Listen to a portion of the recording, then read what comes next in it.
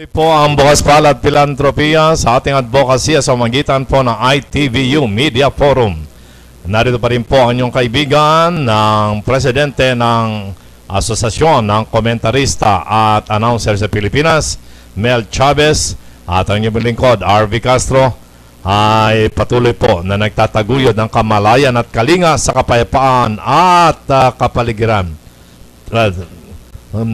Kamalayan at kalinga sa kapwa at kapaligiran tungo sa kapayapaan at kaunlaran sa magitan po ng ITVU Media Forum. At mapanood po nyo sa www.ustream.tv/channel/Kakampi Online. Okay? At pwede rin po tumawag live sa ating telephone numbers 553-8656 para sa inyo mga comments, mga suggestions, mga puna at panukala. Ang ating pong channel ay panguna po ng Kakampi. Sa mga kahulugan po nito, kapisana ng mga kamag-anak at migranteng manggagawang Pilipino Incorporated sa panguna ni Maria Fe Nicodemus.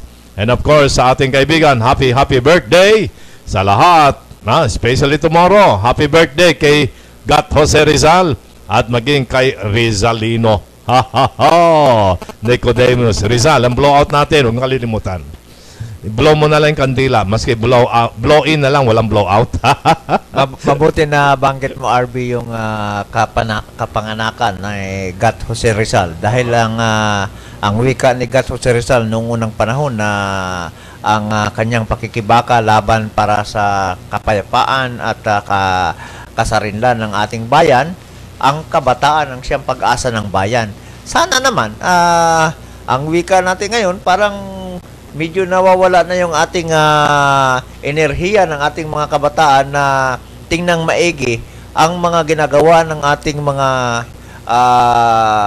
mga bayani noong unang panahon. Katulad ni Jose Rizal, Gat Andres Bonifacio, nina Marcelo H. Del Pilar, sina Jose Malvar, at iba pang mga leader na kumakalinga para sa kapakanan ng ating mga kababayan ngayon at noon pa hanggang sa darating ng mga panahon, ay dapat sigurong makita ng ating mga kabataan kung paano ipinaglalaban ng mga ito ang atin hong kasarinlan. Kaya sa pamagitan ho ng anibersaryo bukas ni Gat Jose Rizal, 116 birth anniversary ni Gat Jose Rizal sa bukas, ganun din ang ating kaibigan ditong magbe-birthday, si Rizalino,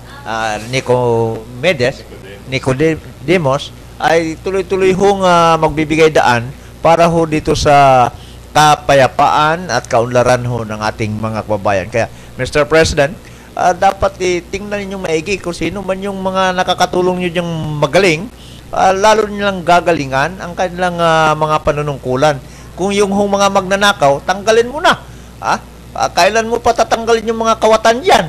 Kung ang mga magnanakaw sa gobyerno ay balakid ng iyong pagbibigay daan na ang daang matuwid, na kung titingnan natin, hindi paliko-liko, kundi talagang matuwid na daan para ho sa kaunlaran ng bawat mamamayang Pilipino.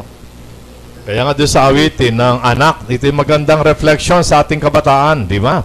At lahat po naman kumikilala sa ama ng ating bayan, ama ng ating bansa, si Pangulong Aquino. Ganyan din ang lahat ng ating kababayan kumikilala sa inyo. At kayo po bilang ama ng bansa, umaasa ang kabataan na tunay po magkaroon ng matuwid na daan sa pamudan ng inyong leadership.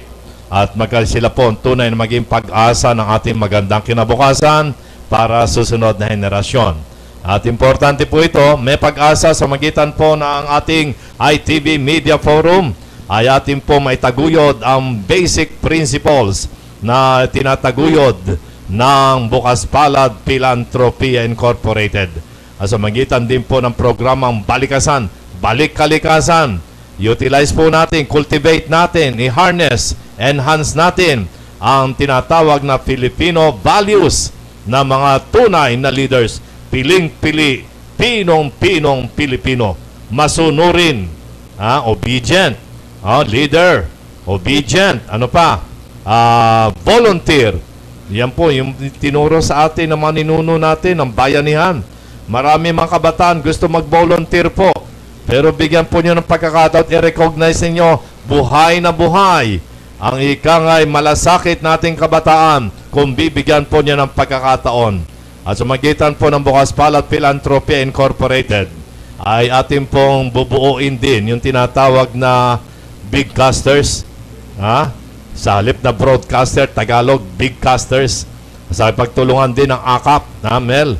At sa partisipasyon sa mga programa ng Bukas Palad Philanthropia Incorporated in partnership with 3,000 Club of Arizona, USA.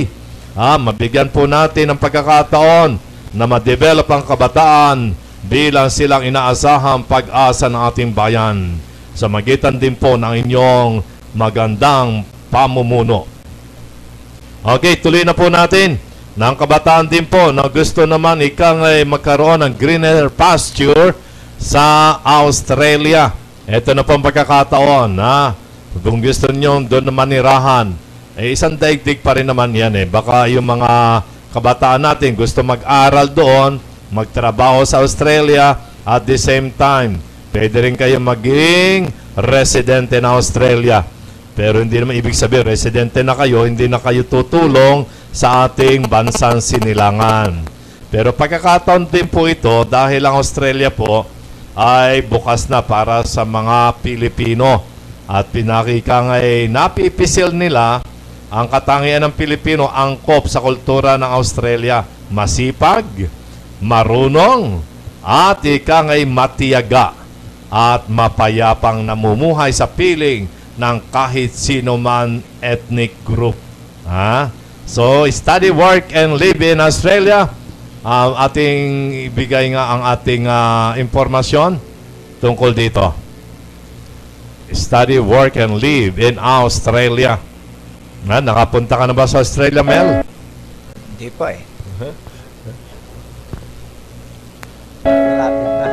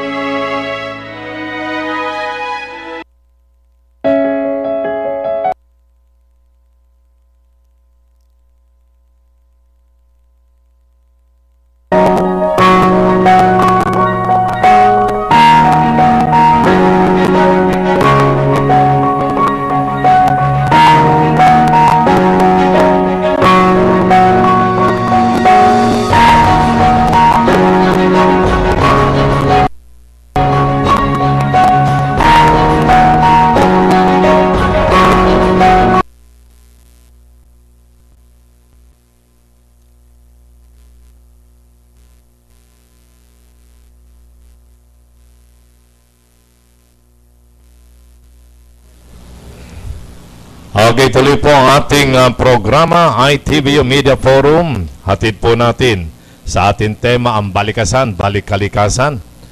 Ika nga yung basic principle po dito ay ang kalikasan o kapaligiran ay kakambal ng sangkatauhan. Di ba, Mel? Hindi ka pwedeng mamuhay sa daigdig kung wala itong paraiso, wala itong tinatawag na kalupaan, karagatan, mga puno, kung walang hangin, walang init, walang araw, walang gabi, hindi mabubuhay ang tao. In the same manner, kung naririto po na sa ating kapaligiran, napapansin natin at ating nakakamta ng benepisyo ng hangin, huwag tayong magsisilbing ikangay instrumento para mapasama ang simoy ng hangin. At yung mga driver, yung mga may-ari ng sakyan, iwasan po natin air pollution.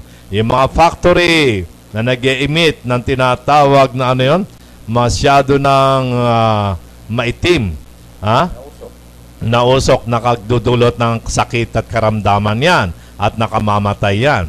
On the same manner, kung alam po naman natin tayo may pakinabang sa tubig, sa ilog, karagatan, abay, wag din natin tapunan ng basura yan. Otherwise, mamamatay din tayo. Pero salamat at may alkaline si Mel. At meron din pong ikangay dream life, ayan, para inyong ma-appreciate po yung lifestyle natin mabago. Matutulungan kayo ng mga produkto ni Kuya Germs, dyan sa Dream Life. At siyempre, at para sa lahat po na mga nagmamalasakit sa ating kapwa, ay ikangay ito na yung pagkakataon, ikangay ang kalikasan ng kapaligiran at ng kalikasan ng sangkatauhan ay magkakaroon lang po ng pag-asenso kung ito ay magiging partner in life. Kaya nga, kung anong ginawa mo sa kalikasan kapaligiran, ayan din ang magiging iyong bunga ng iyong pamumuhay. Ika nga, kung gusto natin magkaroon ng mapayapa, malusog, malakas na sangkatauhan ng ating kababayan, sabi nga ang malusog at malakas na mamamayan ang nagiging sandigan at tatag ng bansang Pilipinas. Subalit ang tamad at abusado ng mga Pilipino at walang sumusunod, nagiging sanhirin ito ng destruction. Okay? So marirevive ba natin yung very constructive? Yan nga po yung tinataguyod ng culture of love, leadership, obedience, volunteerism, and empathy. Okay, Mel? Tuloy-tuloy ho tayo dahil nakikita natin, RB, ang mga kaganapan ngayon sa bansang ito na napapakita na sa buong sambayan ng Pilipino ang tatlong bahagi ng ating pamahalaan. Ang Executive Department, ang Legislative Department, at ang Judiciary. Nakikita na natin na noong unang panahon, ang Executive Department pinalayas yung Presidente, si Pangulong Erap.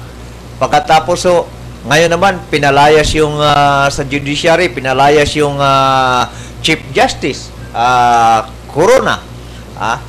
Pagkatapos, meron pa tayong isang departamento, ang legislative natin. Siguro nakikita na natin mapipreso na. Mapipreso na yung mga napagbintangan o mga magnanakaw sa gobyerno. Kaya dito na ho natin malaan na RB na medyo nakikita na mga kamalian ng bawat isang departamento ng ating pamahalaan na meron na hong video. Ito yung mga kamalian ninyo, dapat kayo magdudusa na. Kaya ngayon ho, bilang dito sa ating palatuntunan, ay makita natin na magbantay-bantay na kayo. At isipin na ninyo na masama pala pag talagang sobra-sobra na ang pagnanakaw natin sa bayan. Makukulong kayo, mawawala kayo sa inyong pwesto. Kaya dito na ho natin titingnan na ano ba ang nararapat? Tingnan ho ninyo ang atin hong mga mahihirap na mga kababayan na natutulog sa mga lansangan. Andiyan sa Ermita, ang dami. Natutulog lang sa bangketa. Ang natutulog sa mga ilalim ng tulay, ang dami. Ang pabahay ay walang pabahay. May bahay ka na nga, gusto pang kunin ng gobyerno. At hindi lang gobyerno ang kawalanghian sa mga nakaupo sa housing department ay ibininta pa sa isang Amerikano na gusto pa nilang ang may-ari ng bahay ay ipalayasin doon sa kanyang bahay na ang dapat ho diyan yung nabanggit mo yung may mga kababayan tayo na nag-avail ng housing loan. Yes. Umutang para lang ay magkaroon ng sariling tahanan. Yes. Habang nagtatrabaho yan, nakakabayad. Nawalan ng trabaho, hindi na makabayad. So may utang sila, halimbawa, sa National Home Mortgage and Finance Corporation. Yes. Ano bang ginawa nila? Pinalayas ba itong mga occupants, mga tinatawag nating tenants? Ano ba itong kababayan natin? Yung may-ari mismo. Yung may-ari na hindi nakabayad dahil sa may mga problema. Pero alam mo naman na RB na ang tema ng ating pamahalaan, meron silang socialized housing program na tulungan ng ating mga kababayan na magkakaroon ng bahay. Ito may bahay na. Bakit mo palayasin pa at bakit mo bininta yung karapatan ng Home Mortgage Corporation na ibinigay doon sa isang pribadong organisasyon o kumpanya na bawal ho doon sa mga pinipirmahan ng nasabing mga nangungutang na kababayan natin para magkabahay at ng gobyerno at ng financing ng sa tingin ko dapat ho ito'y talagang tingnang maigi ng nakaupo ngayon dyan sa housing department, particular yung gusto pang magiging presidente.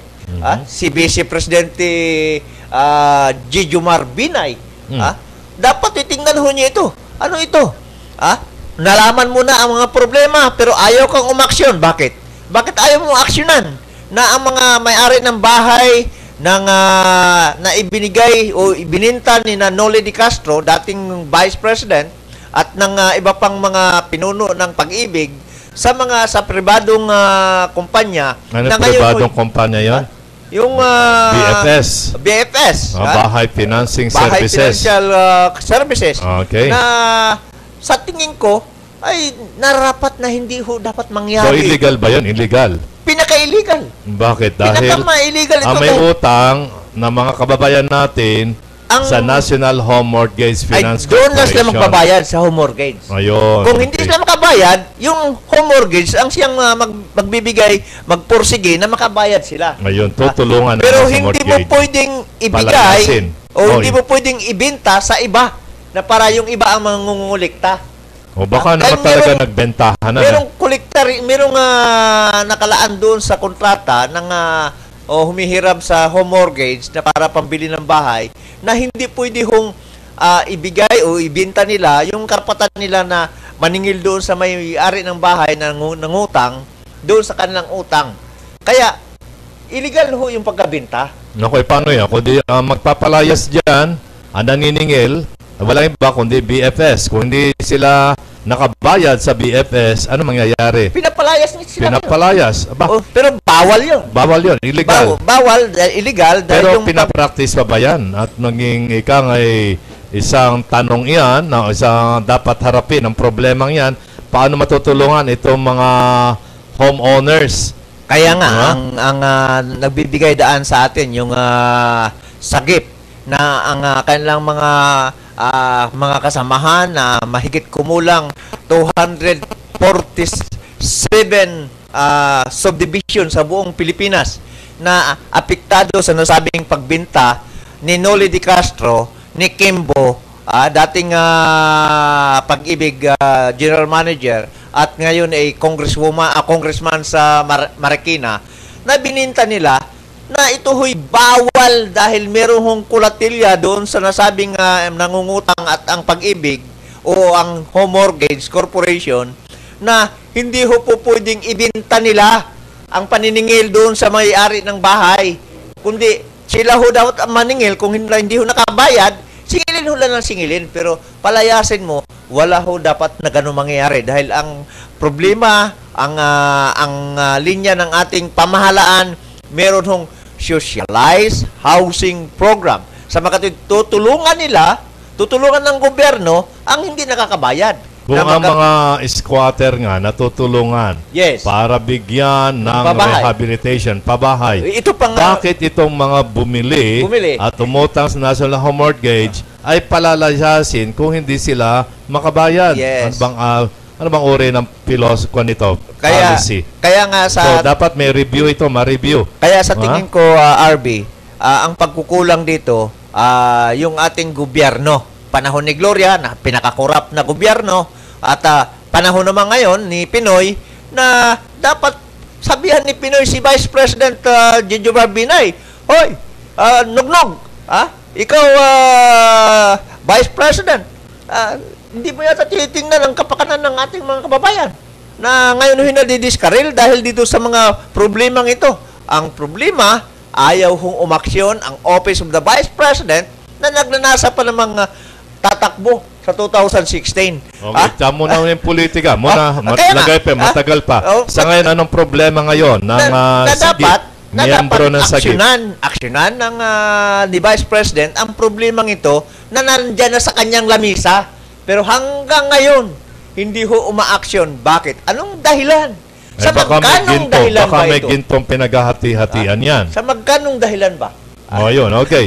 So, papatuloy po tayo mga kaibigan dahil mainit po itong usapin at hindi po ito mako-contain sa loob ng 2 oras lamang dahil involved po dito ang mga major agencies ng ating pamahalaan, Housing program, housing agencies.